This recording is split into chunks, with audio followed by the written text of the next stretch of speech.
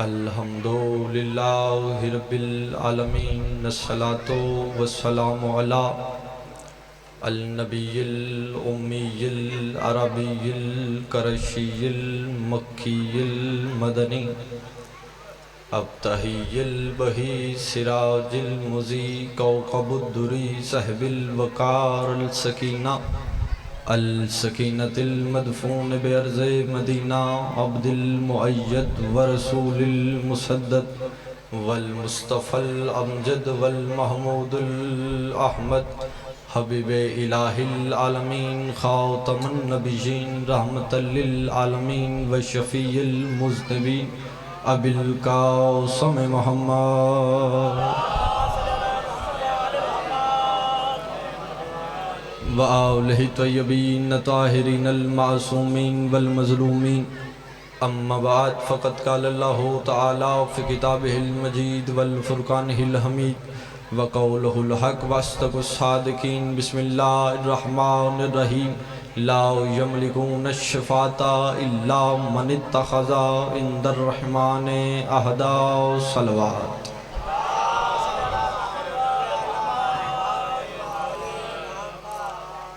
دیکھیں علی پور والو، کوئی آپ سے اجنبیت نہیں ہے میری، تقریباً عشرے پڑھ چکا ہوں اور 4 سال ہو گئے آپ میں آ کے مجلسیں پڑھتے ہوئے، ایک لمحہ آپ کا کبھی ضائع نہیں کیا اور آج بھی نہیں کرنا چاہتا۔ میرے بعد ملک کے نامور شخصیت، عظیم ترین باپ کے عظیم ترین بیٹے بابا سید اسبار صابر حسین بہل والے وہ تشریف فرما ہیں، ان سے اجازت لے کے بس حاضری کے لیے میں نے چند منٹ مانگے ہیں اور اسی میں میں چاہتا ہوں کہ تھوڑے لمحوں میں زیادہ مجلس پڑھ جاؤ،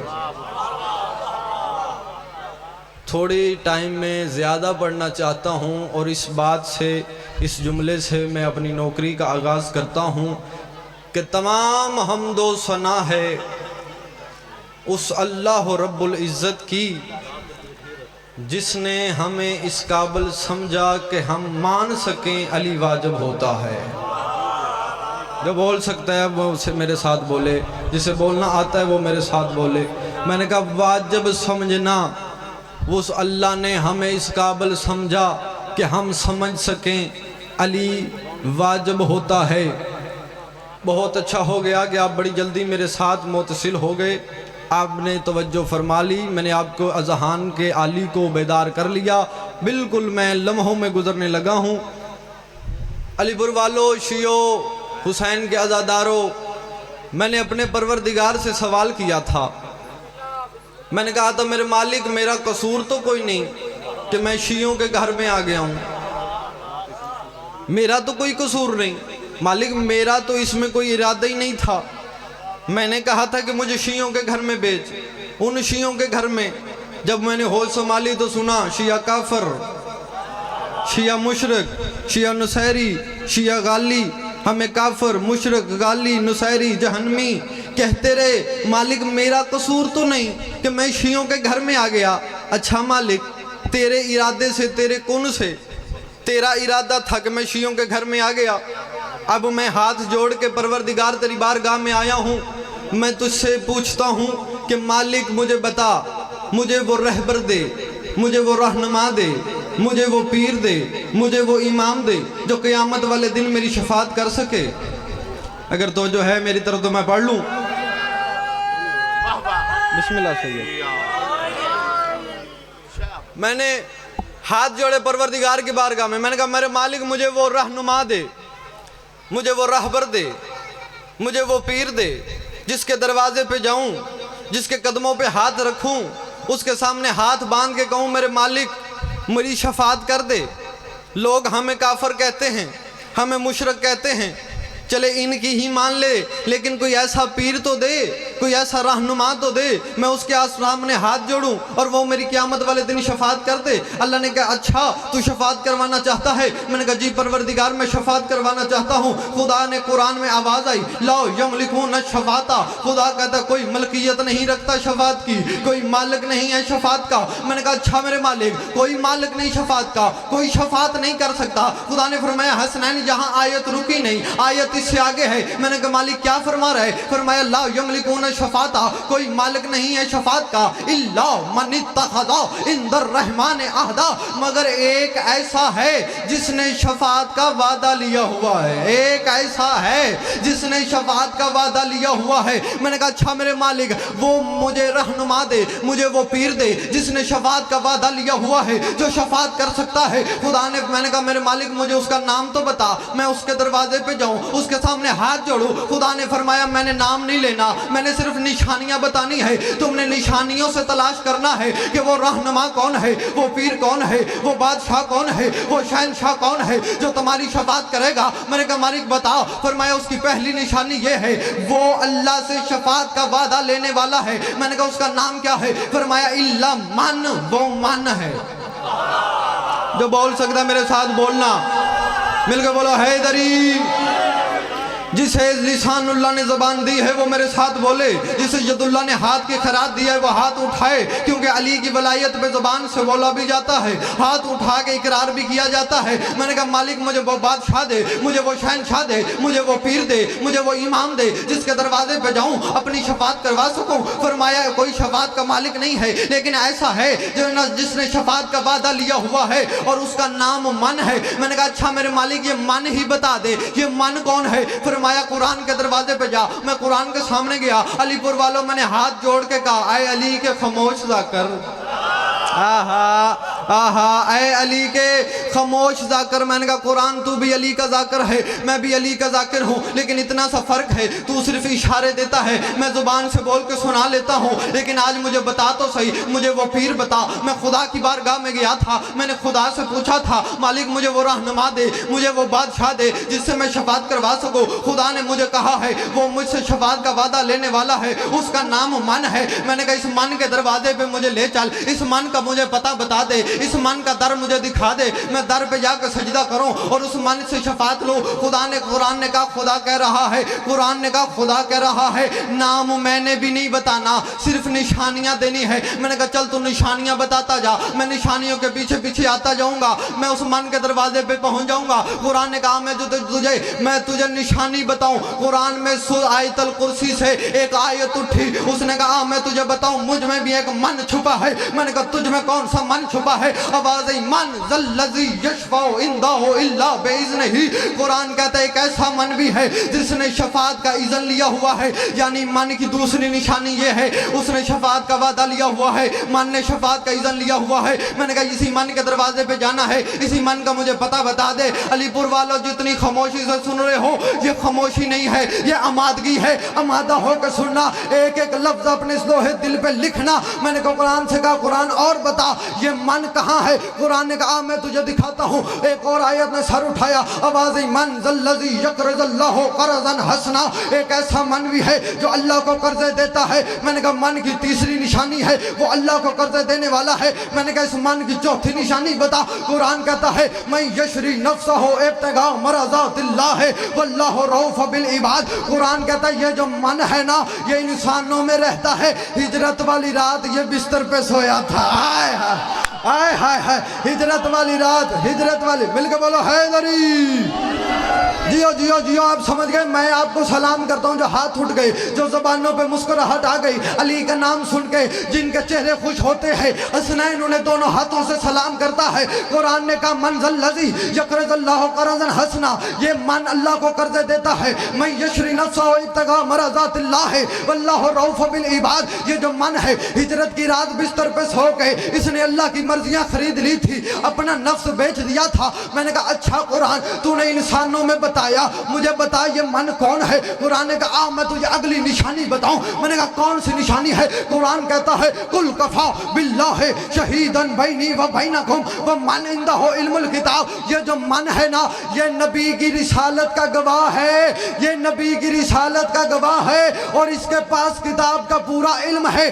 اب میرے ساتھ جو جتنی آیتیں سن لی ہے، میں تمہیں بتاتا ہوں کہ کون کون سی نشانی ہے من کی۔ پہلی نشانی ہے من کی، اللہ کو قرضے دیتا ہے۔ دوسری نشانی ہے من کی، وہ اللہ کے رسول کے بستر پہ سونے والا ہے۔ تیسری نشانی ہے من کی، وہ شفاعت کا وعدہ لینے والا ہے۔ چوتھی نشانی ہے من کی، وہ شفاعت کا اذن لینے والا ہے۔ پانچویں نشانی ہے من کی، وہ نبی کی رسالت کا گواہ ہے۔ میں نے کہا اور نشانی بتا۔ قرآن نے آخری نشانی بتائی، مجھے من کے دروازے پہ پہنچا دیا۔ میں نے کہا اس کا چہرہ تو دکھا، اس من کا چہرہ کیا ہے؟ قرآن کہتا تو چہرہ دیکھے گا۔ میں نے کہا ہم انتظار کر رہے ہیں، علی پور کا اور گرد و نواح کا مجمع دیکھ کتنا انتظار کر رہا ہے کہ یہ من کون ہے۔ قرآن کہتا ہے سورہ رحمان سے آواز آئی، سورہ رحمان سے آواز آئی، کیا آواز آئی؟ کل من علیہ فان ویبقی وجہ ربک ذو الجلال والاکرام۔ قرآن کہتا ہے قیامت والے دن ہر چیز فنا ہو جائے گی،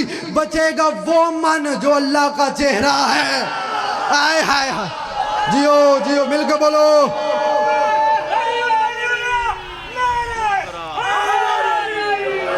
بسم اللہ بسم اللہ۔ یہ جو من ہے یہ وجہ اللہ ہے۔ میں نے کہا اس کی نشانیاں پتہ چل گئی۔ یہ من اللہ کو قرضے دینے والا ہے، یہ من شفاعت کے وعدہ لینے والا ہے، یہ من شفاعت کا اذن لینے والا ہے، یہ من رسول کے بستر پہ سونے والا ہے، یہ من رسول کی گواہی دینے والا ہے، یہ من وجہ اللہ ہے۔ میں نے کہا قرآن تجھے پتہ ہے مولوی نے وجہ اللہ بھی علی نہیں ماننا، مولوی نے بستر رسول پہ بھی علی کو نہیں ماننا، مولوی نے گواہی دینے والا بھی علی نہیں ماننا۔ مجھے کوئی ایسی دلیل دے میں مولوی کے منہ پہ ماروں۔ قرآن کہتا ہے میں تجھے بتاؤں، میں نے تجھے کہا تھا نماز پڑھ، یہ نہیں بتایا کیسے پڑھ۔ میں نے کہا تھا روزہ رکھ، یہ نہیں بتایا کیسے رکھ۔ میں نے کہا تھا حج کر، یہ نہیں بتایا کیسے کر۔ میں نے کہا تھا زکات دے، یہ نہیں بتایا کیسے دے۔ یہ سب کچھ تم نے رسول سے لیا ہے، یہ من بھی جا کے رسول سے لے لے۔ میں رسالت مآب کی بارگاہ میں گیا، میں نے ہاتھ جوڑے، میں نے کہا اے میرے بادشاہ، میرے نبی رسول اللہ کے حبیب خاتم النبیین، مجھے وہ من بتا دیجئے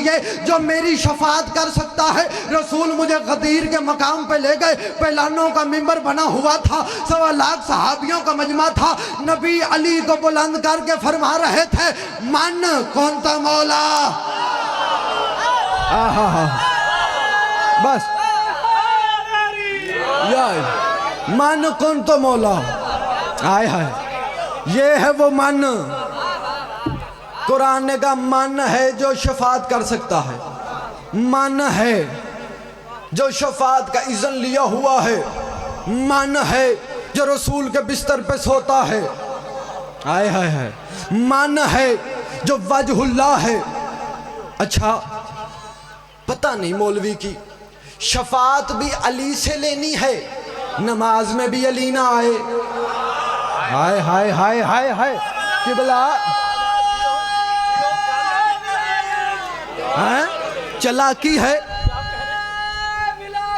بسم اللہ بسم اللہ۔ کیا چلاکی ہے، کیا سادگی ہے۔ شفاعت بھی من سے، شفاعت بھی علی سے، نماز میں بھی نہ آئے۔ ہائے ہائے ہائے، میں طالب علم ہوں، میری کوئی عالمانہ ذاکرانہ دعویٰ نہیں ہے، میں طالب علم ہونے کی حیثیت سے سبق سنا رہا ہوں۔ اگر سبق سننا ہے تو توجہ فرمائیے گا۔ میں ایک طالب علم ہونے کی حیثیت سے میں دلیل دے کے جاتا ہوں، ایک دلیل دے کے جاتا ہوں، اور 2 جملے مصاحب اور آپ کو سلام۔ ایک دلیل دیتا ہوں، رسالت مآب کی حدیث ہے، یا علی الحق ما علی و علی ما الحق۔ ایسا ہے نا، سنی ہے نا آپ نے، بچوں کو بھی یاد ہے نا، الحق ما علی و علی ما الحق۔ اور رسول نے دعا کے ہاتھ اٹھا کے کہا تھا پروردگار حق کو ادھر موڑنا، جدھر علی مڑ جائے حق کو ادھر موڑنا، جدھر علی مڑ جائے۔ یعنی پتہ چلا نتیجہ کیا لیا آپ نے؟ کتنے سوالوں سے سن رہے ہیں یہ حدیث، نتیجہ کیا لیا؟ حق ادھر مڑے گا جدھر علی مڑے گا، حق ادھر ہے جدھر علی ہے، حق ادھر ہے जिधर अली है। मैंने जो नतीजा एक तालब इल्माना हैसियत से निकाला है वो मैं आपके सामने पेश करता हूँ। यानी पता चला अली जहाँ भी है हक अली के साथ है, अली मैदान जंग में है हक अली के साथ है, अली जहाद में है हक अली के साथ है। अली ने यूं तलवार को नियाम से बेनियाम कर लिया है तो हक अली के साथ है। अगर अली ने तलवार को नियाम में डाल के रखा है तो हक अली के साथ है। तवज्जो फरमाइएगा, तो हक अली के साथ है। अली ने खामोशी इख्तियार कर ली है तो हक अली के साथ है। अली ने बोलना शुरू कर दिया है तो हक अली के साथ है। अली मिंबर पे बैठ के खुतबा दे रहे हैं तब भी अली हक अली के साथ है। अली जमीन पे बैठ गए हैं तब भी हक अली के साथ है। अली ने खामोशी इख्तियार की है तब भी अली हक अली के साथ है। अली ने किसी को महफिल से उठाया है तब भी हक अली के साथ है। अली ने किसी को अपने पास बिठाया है तब भी हक अली के साथ है। मैं समझा नहीं सका और आसानी करता हूँ। अली खैबर में लड़े तब भी हक अली के साथ है। अली अमर बिन अब्दुबूत का कत्ल करे तब भी हक अली के साथ है। अली बिस्तर मोहम्मद पे सो जाए तब भी हक अली के साथ है। अली अंगूठी ज़कात में दे दे तब भी हक अली के साथ है। समझा नहीं सका और आसान करता हूँ। अली नमाज में आ जाए तब भी हक अली के साथ है। अली कलमे में आ जाए तब भी हक अली के साथ है। अली अजान में आ जाए तब भी हक अली के साथ है। अली अकामत में आ जाए तब भी हक अली के साथ है। अरे अलीपुर वालों, जानते हो जहां हक आ जाए वहां बातिल नहीं आता। आज मौलवी कहता है अली का नाम नमाज में ना लेना, नमाज बातिल हो जाएगी। अरे बातिलों की औलादो, नमाज अली के जाने से बातिल होती है, आने से नहीं होती। हाय हाय हाय हाय, शाबाश। छोड़ दी मुसाहिब, दो फिक्र सैयद, दो फिक्र मुसाहिब। नमाज अली के आने से नहीं, हाय हाय हाय, अली के निकल जाने से बातिल होती। जहां अली आ गया वहां तो हक आ गया। यार रसूल की हदीस से इनकार कर दो। हदीस से रसूल है कि हक अली के साथ है। या रसूलुल्लाह ये वजाहत फरमाते कि इधर हक अली के साथ है और इधर हक अली के साथ नहीं। नहीं, रिसालत इमाम ने फरमाया जहां अली है वहां हक अली के साथ है, और जहां हक आ जाए वहां बातिल नहीं आ सकता। तो आज के बाद मौलवी कहने की जरूरत ना करे कि अली का नाम नमाज में आए तो नमाज बातिल हो जाती है। अली वलीउल्लाह पे दलीलें मांगते हो, आओ करबला में देखो 72 दलीलें हैं अली वलीउल्लाह की। हाय हाय, करबला की जंग ला इलाहा इल्लल्लाह की दुश्मनी में नहीं हुई। कदीमी मोमन बैठे हो, मुझसे ज्यादा जानते हो। 80-80 85-85 साल के बुजुर्ग मेरे सामने सफेद दाढ़ियों वाले बैठे हैं, जिन्होंने कितनी मजालिस, कितने अशरे और कितने ज़ाकिरीन को सुना है। जो करबला की महाज है वो ला इलाहा इल्लल्लाह की दुश्मनी नहीं, वो मोहम्मद रसूलुल्लाह की दुश्मनी नहीं, वो अली वलीउल्लाह की दुश्मनी है। औज़ादारो, कायनात में सबसे बड़ा अमीर है अली। कायनात में अली से बड़ा अमीर कोई नहीं। और सर पे कुरान रख के पूछो, कायनात में हुसैन से बड़ा गरीब कोई नहीं। हाय हाय, बड़ी हिम्मत है, बड़ा हौसला है मेरी इस शिया कौम का, मेरी इस जिंदा कौम का। कोई सानेहा हमारे लिए जानलेवा नहीं। मौत से हमें घबराहट नहीं होती। हमने मौत को करबला के मैदान में शिकस्त खाते देखा है। मौत से हम नहीं घबराते।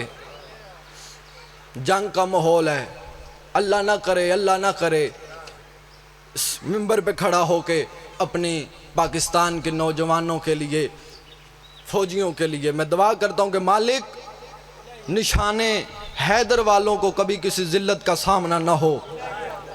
लेकिन एक मिसाल देता हूँ, एक मिसाल सुनिएगा। अल्लाह ना करे, अल्लाह ना करे वो हिंदुस्तान हमला करे पाकिस्तान पे, पाकिस्तान का 100 अफराद शहीद हो जाएं, 100 की लाशें पड़ी हो ना, تو بتاؤ اسی ملک پاکستان سے دفنانے کے لیے 10,000 آ جائیں گے؟ اگر اس پاکستان میں 100 لاشیں پڑی ہوں مسلمانوں کی، دفنانے کے لیے لاکھ آ جائیں گے، 10,000 آ جائیں گے، لاکھ آ جائیں گے۔ اور اسی غربت حسین کو سلام کر، کربلا کے میدان میں 71 لاشیں تھیں، اکیلا حسین۔ ہائے حسین، ہائے کر لینا، میں چھوڑنے لگا ہوں 2 فکرے پڑھنے ہیں۔ کتنے ہیں؟ امام صادق فرماتے ہیں 36 ملکوں کی فوج تھی جنہوں نے اکیلے میرے غریب دادا حسین کو مارا ہے۔ 36 ملکوں کی فوج۔ میں 2 فرمان پڑھ کے آپ کے ذہنوں کو ہموار کر لوں، آمادہ کر لوں جو مصیبت کا جملہ میں نے کہنا ہے۔ امام محمد باقر اپنی انگوٹھی کو دیکھ کے رویا کرتے تھے۔ سائل نے آگے پوچھا، مولا انگوٹھی کو دیکھ کے کیوں روتے ہیں؟ امام رو کے فرماتے ہیں، اس انگوٹھی کے نگینے جتنی جگہ نہیں تھی میرے دادا حسین کے جسم پر، جہاں تیروں میں تیر نہ لگے ہوں، نیزوں میں نیزے نہ لگے ہوں، برچھیوں میں برچھیاں نہ لگی ہوں۔ ایک اور فرمان پڑھتا ہوں، تیرے وقت کے امام کا فرمان پڑھتا ہوں۔ امام زمانہ فرماتے ہیں، الذی بدنہ سحقانا، امام فرماتے ہیں سلام میرا دادا حسین پر جس کے بدن کو گھوڑوں کی ٹاپوں سے کچلا گیا۔ ہائے ہائے ہائے، جس کے بدن کو گھوڑوں کی ٹاپوں سے کچلا گیا۔ اشیو، عزادارو، حسین کے ماتمیوں، نماز کی معراج سمجھتے ہو اگر سجدہ خاک شفا پہ ہو جائے؟ سمجھتے ہو نا؟ اس خاک شفا پہ سجدہ کرنے کے بعد اتنی فضیلت کیوں سمجھتے ہو؟ کہتے ہیں یہ تربت حسین کی قبر کی مٹی ہے، یہ مہر تربت ہے، حسین کی قبر کی مٹی ہے، کہتے ہو نا؟ تو میں پورے مجمع سے سوال کرتا ہوں، یہ پوری دنیا میں جو سجدے گاہیں ہیں یہ حسین کی قبر کی مٹی کی ہیں؟ نہیں، 22 مربع میل جہاں کی مٹی اٹھا لو خاک شفا ہے، جہاں کی مٹی اٹھا لو خاک شفا ہے۔ تو پھر اسے مہر تربت کیوں کہتے ہیں؟ حسین کی قبر کی مٹی کیوں کہتے ہیں؟ شاید بچے جملہ نہ سمجھے، لیکن جتنے بزرگ بیٹھے ہو جملہ سمجھو گے۔ ایک غریب کی لاش 22 مربع میل میں پھیل گئی۔ ہائے ہائے ہائے، تیرے بس میں ہائے کر لینا، آنسوؤں کی خیرات مالک دیتے ہیں۔ 22 مربع میل میں ایک مظلوم کی لاش پھیل گئی۔ عزاداروں کوئی سوچ سکتا ہے ایک لاش 22 مربع میل میں کیسے پھیل سکتی ہے؟ عزاداروں قتل حسین کے بعد ان بغیرتوں نے گھوڑے دوڑائے، مشرق کے گھوڑے مغرب کو دوڑے، مغرب کے گھوڑے مشرق کو دوڑے۔ جب یہ گھوڑے دوڑتے تھے حسین کی لاش کے اوپر سے گزرتے تھے، گھوڑوں کے ٹاپ حسین غریب کے جسم پہ پڑتے تھے، حسین کا گوشت گھوڑوں کی ٹاپوں میں اچھلتا جاتا تھا۔ یہ گھوڑے ادھر کو دوڑتے، حسین کا گوشت ادھر کو پھیل جاتا، گھوڑے ادھر کو دوڑتے، غریب کا گوشت ادھر کو پھیل جاتا۔ عزادار کربلا کے میدان میں ایک کالے برقعے والی بی بی تھی جو بار بار گھوڑوں کے پیچھے جا کے گھوڑوں سے گوشت چنتی بھی جاتی تھی اور کہتی جاتی تھی، واہ غریبا، واہ مظلومہ، واہ حسینہ۔ اللہ اللہ